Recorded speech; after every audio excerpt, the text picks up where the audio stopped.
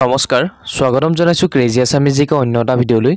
আজি এই ভিডিঅটো আছাম হিষ্ট্ৰীৰ ওপৰত কেইটামান গুৰুত্বপূৰ্ণ প্ৰশ্ন আলোচনা কৰিম আছাম হিষ্ট্ৰী প্ৰি হিষ্ট্ৰী পিৰিয়ডৰ পৰা আলোচনা কৰিম আছাম হিষ্ট্ৰী এটো পাৰ্ট 1 হ'ব আহকচোন চাও সেই প্ৰশ্নকেইটা আছাম হিষ্ট্ৰী প্ৰি হিষ্ট্ৰী পিৰিয়ডৰ প্ৰথম কোৱেশ্চনটো চাওচোন আহক অসমৰ ইতিহাসক যুগত কেইটা ভাগত বিভক্ত কৰিব পাৰি এই চাৰিওটা অপচনৰ ভিতৰত আপোনাৰ শুদ্ধ উত্তৰ হ'ব বি 4 এৰাছ প্ৰশ্ন 2 প্ৰাগজ্যোতিষপুৰৰ আটাইতকৈ প্ৰাচীন ৰজা কোন এই চাৰিওটা অপচনৰ ভিতৰত আপোনাৰ শুদ্ধ উত্তৰ হ'ব B Mahiranga Danava question number 3 according to Ramayana Amrita Raja was the founder of the kingdom of ৰামায়ণৰ মতে অমৃত ৰাজ কোন ৰাজ্যৰ প্ৰতিষ্ঠাপক আছিল এই চাৰিওটা অপচনৰ ভিতৰত আপোনাৰ শুদ্ধ উত্তৰ হ'ব A Pragjyotisha question number 4 Narakasura founded which dynasty নৰকাসুৰে কোনটো ৰাজবংশ প্ৰতিষ্ঠা কৰিছিল এই চাৰিওটা অপচনৰ ভিতৰত আপোনাৰ শুদ্ধ উত্তৰ হ'ব ডি ভৌম ডাইনেষ্টি ইয়াৰ নেক্সট প্ৰশ্নটো চাওচোন আহক who was killed by the first Norka king Narkasura and established the Bhaumo dynasty নৰকাসুৰে কাক হত্যা কৰিছিল আৰু ভৌম বংশৰ প্ৰতিষ্ঠা কৰিছিল এই চাৰিওটা অপচনৰ ভিতৰত আপোনাৰ শুদ্ধ উত্তৰ হ'ব বি ঘটকাসুৰা ইয়াৰ নেক্সট প্ৰশ্নটো হৈছে according to prehistory source the mother of Narkasura was প্ৰাকৃতিহাসৰ উৎস অনুসৰি নৰকাসুৰৰ মাতৃ আছিল এই চাৰিওটা অপচনৰ ভিতৰত আপোনাৰ শুদ্ধ উত্তৰ হ'ব A Dharitri question number 7 name the two medieval texts that were compiled in the region of Assam Assam অঞ্চলত সংকলিত দুটা মধ্যযুগীয় গ্ৰন্থৰ নাম কি এই চাৰিওটা অপচনৰ ভিতৰত আপোনাৰ শুদ্ধ উত্তৰ হ'ব বি কালিকা পুৰাণ এণ্ড যোগিনী তন্ত্ৰ question number 8 The Tantric text Yogini Tantra is dedicated to the worship of two goddesses. One is Kali and the other one. Yogini Tantra দুগৰাকী দেৱীৰ উপাসনাত উৎসৰ্গিত এগৰাকী কালী আৰু আনগৰাকী হৈছে এই চাৰিওটা অপচনৰ ভিতৰত আপোনাৰ শুদ্ধ উত্তৰ হ'ব বি কামাখ্যা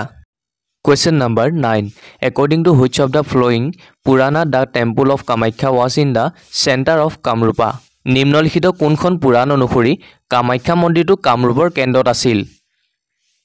এই চাৰিওটা অপচনৰ ভিতৰত আপোনাৰ শুদ্ধ উত্তৰ হ'ব B Kalika Purana Question number 10 Ratnapitha Kamapitha Swarnapitha and Saumapitha were the four divisions of the ancient Kamrupa which of the following historical compositions mentions about these four divisions প্ৰাচীন কামৰূপৰ চাৰিটা ভাগত বিভক্ত ৰত্নপীঠ কামপীঠ স্বৰ্ণপীঠ আৰু সৌমাপীঠ তলৰ কোনটো ঐতিহাসিক গ্ৰন্থত এই চাৰিটা বিভাজনৰ বিষয়ে উল্লেখ আছে ইয়াৰ ভিতৰত আপোনাৰ শুদ্ধ উত্তৰটো হ'ব এ যোগিনী তন্ত্ৰ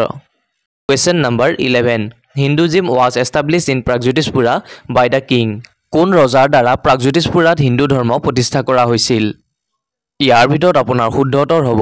এ নৰকাসুৰ ইয়াৰ পাছৰ প্ৰশ্নটো চাওচোন আহক নৰকাসুৰ was killed by নৰকাসুৰক কোনে হত্যা কৰিছিল এই অপচনসমূহৰ ভিতৰত আপোনাৰ শুদ্ধ উত্তৰ হ'ব B Shrikrishna Question number 13 Who killed Mura the general of Narakasura নৰকাসুৰৰ সেনাপতি মুৰাক কোনে হত্যা কৰিছিল এই অপচনসমূহৰ ভিতৰত আপোনাৰ শুদ্ধ উত্তৰ হ'ব B Shrikrishna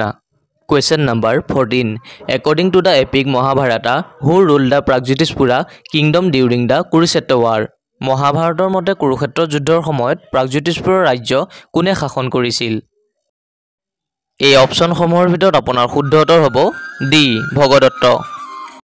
Question number 15 Which Kamrupa king took part in the battle of Kurukshetra the Mahabharata war কুৰুক্ষেত্ৰৰ যুদ্ধত কোনজন কামৰূপৰ ৰজাই অংশগ্ৰহণ কৰিছিল এই অপচনসমূহৰ ভিতৰত আপোনাৰ শুদ্ধ উত্তৰ হ'ব বি ভগদত্ত নেক্সট প্ৰশ্নটো চাওচোন আহক What was the name of the elephant of Bhagadatta ভগদত্তৰ হাতীটোৰ নাম কি আছিল এই চাৰিটা অপচনৰ ভিতৰত আপোনাৰ শুদ্ধ উত্তৰ হ'ব এ সুপ্ৰতীকা Question number 17 What is the name of the পৰ্ব of Mahabharata which mentions the value of Bhagadatta ভগদত্তৰ বীৰত্বৰ কথা উল্লেখ কৰা মহাভাৰতৰ পৰ্বটোৰ নাম কি এই চাৰিওটা অপচনৰ ভিতৰত আপোনাৰ শুদ্ধ উত্তৰটো হ'ব চি দুৰ্ণ পৰ্ব ইয়াৰ নেক্সট প্ৰশ্নটো চাওচোন আহক Bhanumati the daughter of Bhagadatta was married to ভগদত্তৰ জীয়ৰী ভানুমতী কালৈ বিয়া হৈছিল এই চাৰিওটা অপচনৰ ভিতৰত আপোনাৰ শুদ্ধ উত্তৰ হ'ব C Duryodhan Question number 19 The Digholi Pukhuri in Guwahati is associated with গুৱাহাটীৰ দীঘলী পুখুৰীৰ সৈতে সম্পৰ্ক আছে এই অপশ্যনসমূহৰ ভিতৰত আপোনাৰ শুদ্ধ উত্তৰ হ'ব C Bhagadatta question number 20 in ancient times who was the king of Vidarbha প্ৰাচীন কালত বিদৰ্ভৰ ৰজা কোন আছিল এই চাৰিওটা অপশ্যনৰ ভিতৰত আপোনাৰ শুদ্ধ উত্তৰ হ'ব এ ভীষ্মৰ্ক ইয়াৰ নেক্সট প্ৰশ্নটো চাওঁচোন আহক Asura kingdom Sonitpur kingdom was established by অসুৰ ৰাজ্য শোণিতপুৰ ৰাজ্য কাৰ দ্বাৰা প্ৰতিষ্ঠা কৰা হৈছিল এই অপশ্যনসমূহৰ ভিতৰত আপোনাৰ শুদ্ধ উত্তৰ হ'ব ডি মাৰিচি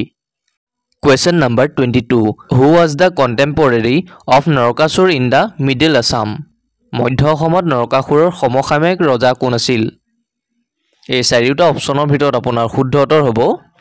ডি বানাসুৰ ইয়াৰ নেক্সট প্ৰশ্নটো হৈছে Sonitpur was the capital of which king Sonitpur কোন ৰজাৰ ৰাজধানী আছিল এই চাৰিওটা অপশ্যনৰ ভিতৰত আপোনাৰ শুদ্ধ উত্তৰ হ'ব বি বান ৰজা question number 24 the father of বানা ৰাজা ৱাজ বান ৰজাৰ পিতৃৰ নাম কি আছিল